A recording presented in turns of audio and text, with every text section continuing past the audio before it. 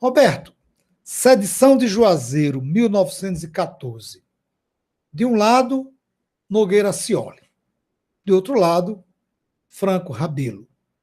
Qual o papel do padre Cícero nesse conflito, que gerou, inclusive, uma guerra civil no Ceará, sendo necessário a intervenção do governo federal? E para você que está nos assistindo, uma curiosidade. O interventor enviado pelo governo federal para o Ceará foi Setembrino de Carvalho. Quem assistiu o programa sobre o contestado, com o professor Paulo Pinheiro Machado, deve recordar que Setembrino de Carvalho, depois que voltou do Ceará para o Rio, ele foi nomeado, foi escolhido, indicado pelo governo federal para ir debelar a chamada revolta dos sertanejos do contestado.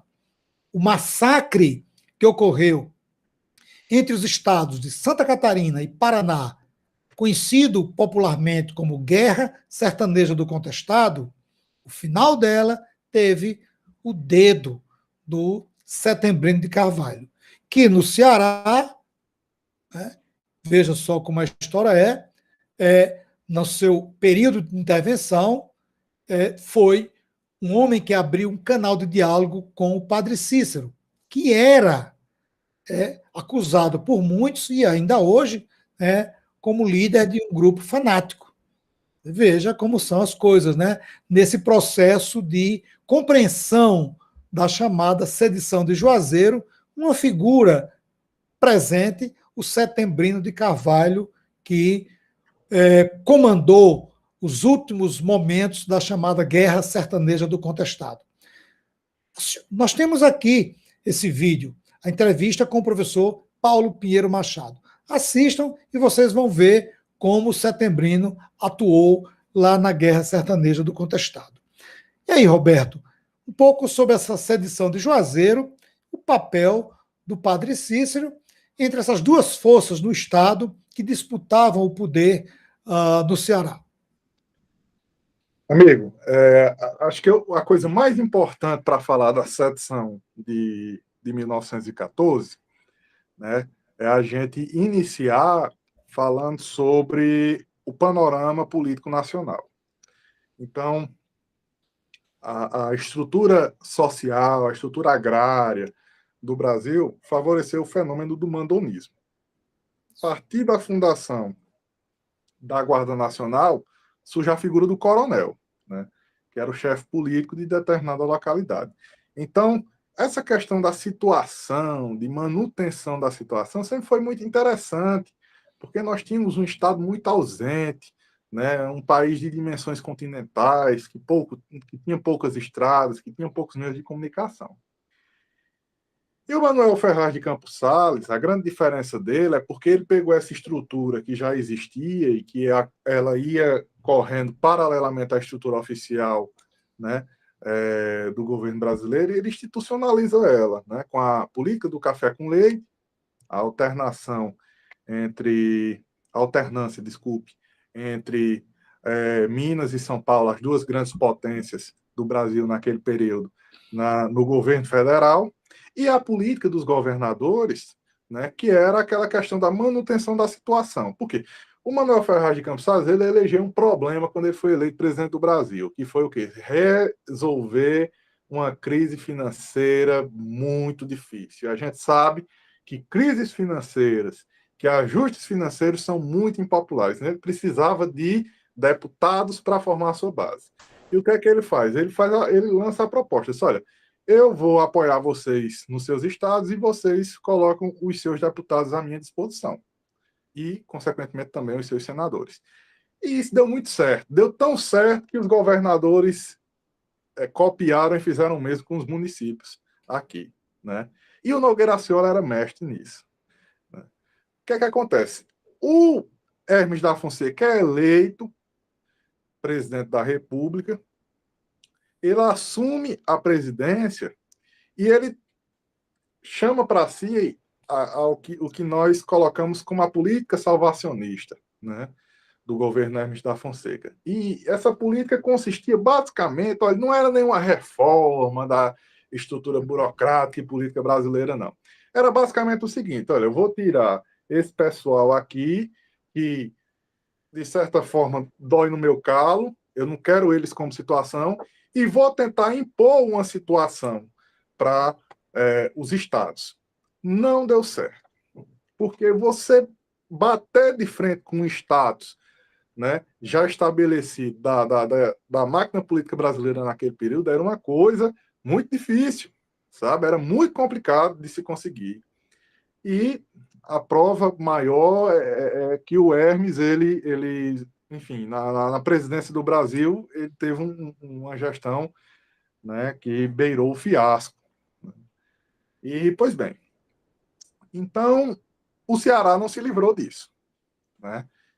O Franco Rabelo, ele vem a integrar esse bloco salvacionista do Hermes da Fonseca, né? O Nogueira Arciola é derrubado, né? A gente sabe as circunstâncias em que o governo Nogueira Arciola foi encerrado, um governo que foi marcado por corrupção, um governo que foi marcado por muitas situações, né, de dano à máquina pública, de personalismo, nepotismo e por aí vai.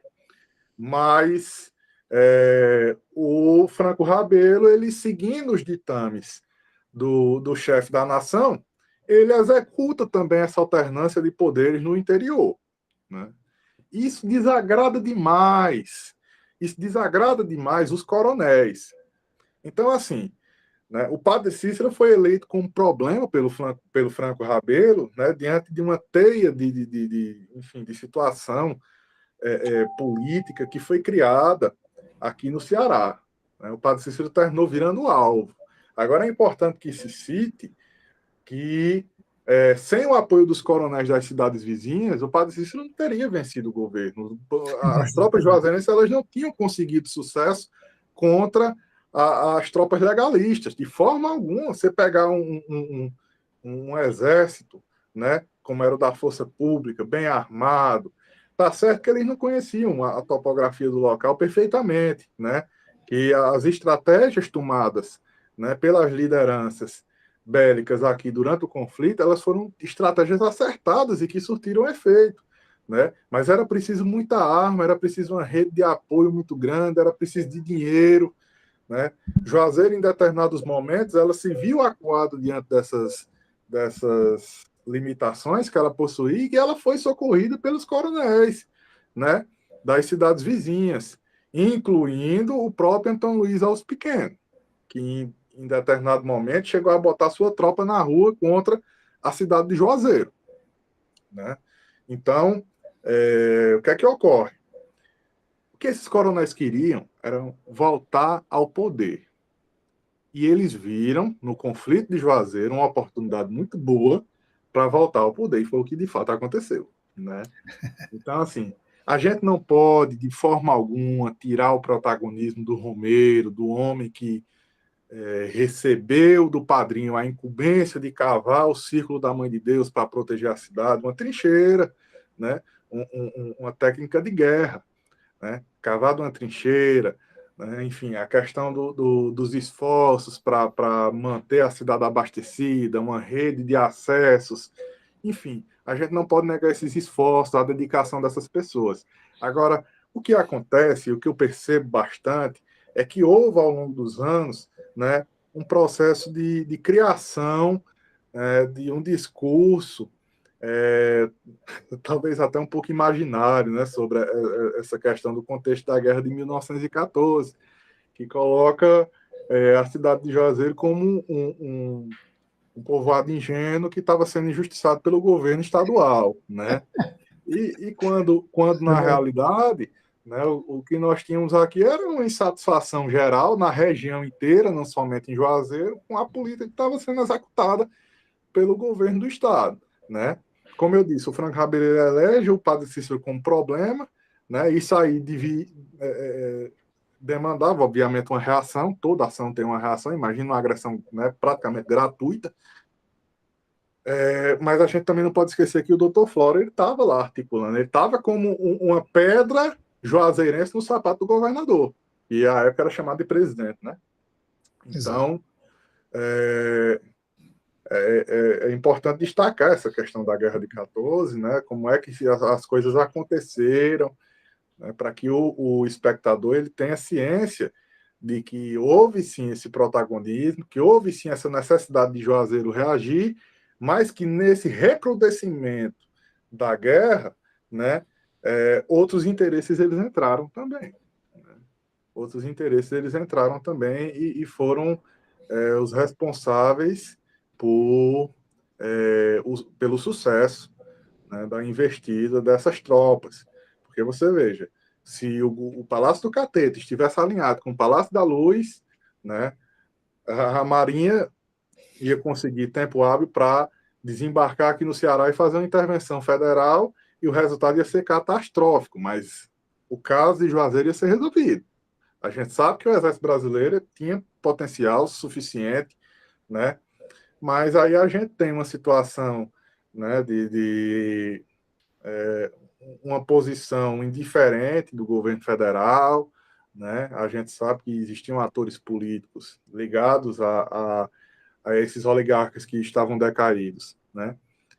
Atuando nesse contexto, e a consequência foi essa, né? A consequência foi essa de a cidade ter saído vitoriosa. Não deixa de ser um milagre, mas é um milagre que se compreenda a análise, perante a análise fria, né, enfim, das metodologias de guerra, das metodologias de articulação política, enfim, né, diante do que se era possível fazer num combate como aquele, naquele contexto.